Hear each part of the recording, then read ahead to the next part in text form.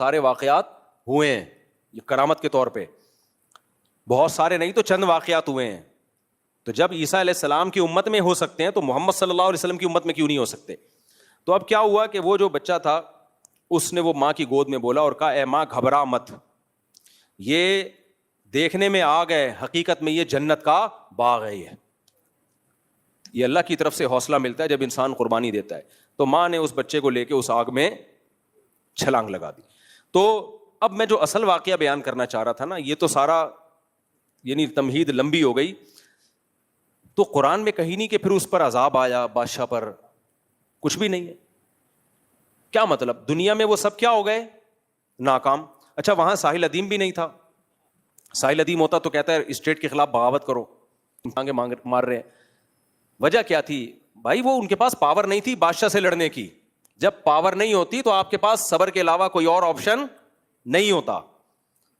وہاں آ کے کیا جاتا کہ جی آپ ان سے لڑیں اسٹیٹ سے, آپ یوں کریں, وہ کہیں گے ہمارے کھانا پینا مشکل ہو گیا ہے, ہم نے ایمان لیا یہ ہماری. تو اس لیے اسباب اختیار کرنے کا حکم دیا ہے. تبھی موسیٰ علیہ السلام فرعون کو زبانی دعوت دی ہے, لڑے نہیں ہیں. کلیم اللہ ہوتے ہوئے بھی نہیں لڑے فرعون کے خلاف. بھائی پاورفل ہے تو اللہ نے زمینی اسباب کو سامنے رکھ کے ہمیں پالیسیاں بنانے کا حکم دیا ہے. باقی جو ایسے واقعات ہیں کہ 313 اتنے پہ غالب ہو گئے, وہ معجزہ ہے. معجزے پیغمبروں کے ساتھ ہوتے ہیں اور کرامتیں ولی اللہ کے ساتھ ہوتی ہیں, لیکن اس میں ولی کو پتا ہوتا ہے کرامت ظاہر ہوگی تبھی وہ کر لیتے ہیں. تو اگر جناب ساحل ادیم صاحب کو اگر کوئی کرامت نظر آ رہی ہے کہ ہم یوں کریں گے اور ایسا انقلاب آ جائے گا تو بتائیں, رپورٹ پیش کریں. ہمیں اگر لگا کہ یہ صحیح کرامت ہے تو ہم اس پر عمل کر لیں گے. تو لیکن شریعت میں حکم ہے اسباب اختیار کرنے کا. قوم جتنے بھی لوگ ایمان لائے تھے ہزاروں کی تعداد میں, وہ سب آگ میں اس نے جلا دیے.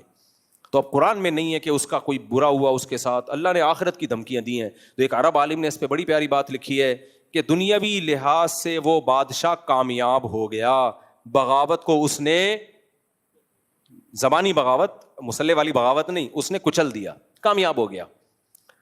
لیکن کیا ہم اس کو کامیابی کہیں گے؟ بولو نا. قرآن کہتا ہے وَالسَّمَاءِ ذَاتِ الْبُرُوجِ, وَالسَّمَاءِ ذَاتِ الْبُرُوجِ. یہ تو میں ہر فجر میں پڑھ رہا ہوتا ہوں. وَالسَّمَاءِ ذَاتِ الْبُرُوجِ وَالْيَوْمِ وَشَاهِدٍ وَمَشْهُودٍ قُتِلَ أَصْحَابُ الْأُخْدُودِ النَّارِ ذَاتِ الْوَقُودِ. اللہ کہتے ہیں وہ جو خندقیں کھودنے والے تھے نا, بادشاہ اور اس کے فوجی, وہ سب برباد ہو گئے. اذ ہم علیہا قعود وہم علی ما یفعلون بالمؤمنین شہود. وہ یہ تماشا دیکھ رہے تھے, مظلوم کمزوروں بچوں عورتوں کو آگ میں جلتا ہوا دیکھ کے تماشا دیکھ رہے تھے, بادشاہ کے ساتھ اس ظلم میں شریک تھے.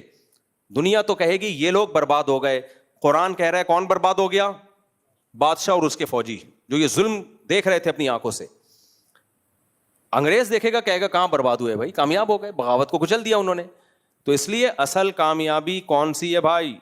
آخرت کی. اصل کس کی کامیابی ہے؟ جو آخرت میں ملے گی. تو اس لیے ہم کہتے ہیں کہ جب آپ کامیابی کے اسباب اختیار کرتے ہیں پھر بھی ناکام ہو جاتے ہیں, اللہ کی نظر میں ناکام نہیں ہوتے, دنیا کی نظر میں ناکام. تبھی ہمیں حکم ہے کہ ہم نے کامیابی کے اسباب اختیار کرنے. اس کی مثال ایسے ہے